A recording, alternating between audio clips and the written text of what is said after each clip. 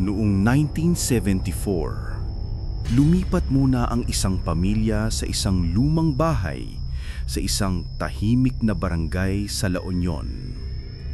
Isang taong kontrata lang sana habang naghahanap sila ng bahay na mabibili. Pero sa loob ng isang taon na iyon, halos hindi na sila nakatulog ng payapa. 3 banyo ang bahay, 2 sa loob, 1 sa labas, nakatabi ng dating kwartong tulugan ng kasambahay. At doon nagsimula ang mga kakaibang pangyayari. Isang hapon, natrap sa banyo ang pangalawang anak. 10 taon lang noon. Hindi nakalak ang pinto, umiikot ang seradura, pero ayaw bumukas. Sa loob, halatang nanginginig na siya ng takot. Sa labas, sabay-sabay hinahatak ng pamilya ang pinto. Pero parang may malakas na pumipigil mula sa loob. 2 oras silang nakikipagbuno sa pinto hanggang bigla na lang itong bumukas ng kusa. Walang tumutulak, walang humawak. Para bang may sariling isip.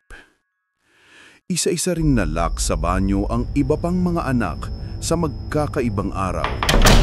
Pare-pareho ang kwento nila. Ayaw bumukas ang pinto kahit hindi naman nakalak.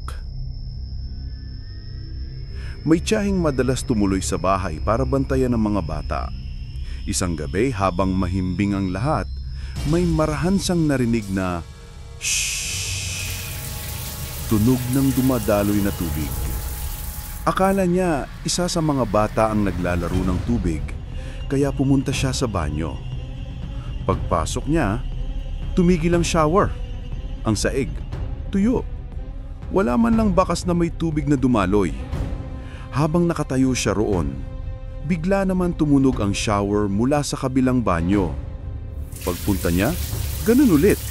Walang tubig, walang basa, walang tao. Doon niya unang naramdaman na may nilalang sa bahay na hindi nila nakikita.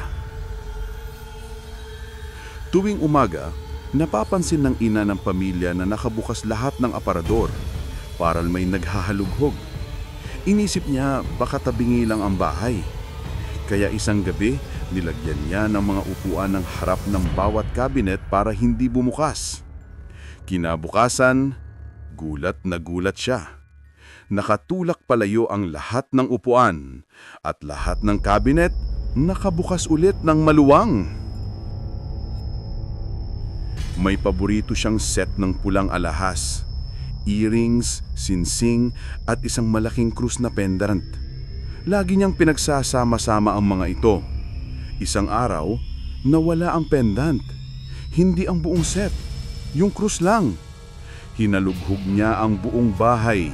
Bawat sulok, bawat aparador, hindi na iyon muling nakita. At kalaunan, napagtanto niyang baka hindi tao ang kumuha.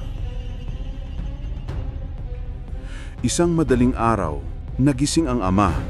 Nakita niya ang aninong ng batang lalaki na parang umiikot sa kama. Inakala niyang anak niya, kaya mahinahon niyang sinabing, "Tulog na, anak. Madaling araw na." Pero nagulat ang kanyang asawa. Nasa tabi niya ang bata, mahimbing natutulog. Nagkaroon ng sleepwalking ang panganay na anak na babae.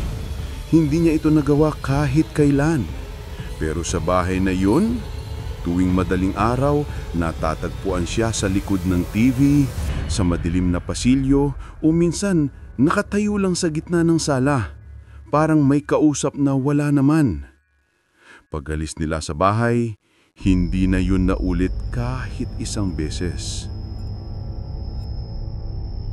Nang linggo bago sila lumipat, iniwan nila ang labandera sa labas na quarters para matapos ang labada. Nakalak ang buong bahay. Wala pang tao. Habang naglalaba ang babae, nakarinig siya ng tunog ng basketball sa loob. Sunod-sunod, malakas. Parang may batang naglalaro. Naglakad siya papunta sa bintana.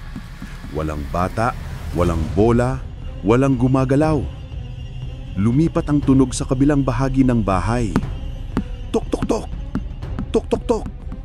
Nang matapos na siyang maniwalang walang tao sa loob, tumakbo siya pa uwi. Hindi na niyang tinapos ang labada. Nang tuluyan ng nakaalis ang pamilya, doon na sila kinuwentuhan ng mga kapitbahay. Noon pa raw may masamang nangyari sa bahay. Ang dating may-ari may 2 anak, isang dalagita at isang batang lalaki. Habang nasa probinsya ang mga magulang, ang nagbabantay sa kanila ay ang yaya. At isang gabi, habang naliligo ang mga bata, pinatay sila ng mismong yaya nila. Hindi raw natagpuan agad ang mga katawan dahil inilibing ito sa ilalim mismo ng bahay. Kalaunan, nahukay at inilipat ang mga labi, pero nananatili roon ang sementadong bloke na may nakaukit na pangalan ng mga bata. Simula noon, nananatili raw ang mga kaluluwa sa bahay. Takot, nagtatago at paulit-ulit na inuulit ang huling mga sandali ng kanilang buhay.